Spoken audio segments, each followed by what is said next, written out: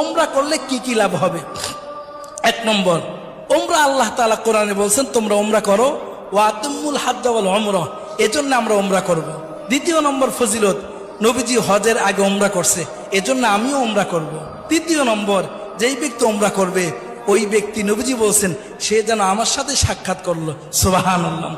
চতুর্থ নম্বরে ওমরার ফজিলত, যেই ব্যক্তি ওমরা করবে নবীজি বলছেন আমি তাকে সুপারিশ করে জান্নাতে নিয়ে যাবো, সুবহানাল্লাহ। পঞ্চম নম্বরে, ওমরা করতে গিয়ে আমরা বাইতুল্লাহতে নামাজ পড়ি, 1 রাকাত নামাজে 1 লক্ষ রাকাত নামাজ পড়ার সওয়াব পেয়ে যাবো, সুবহানাল্লাহ।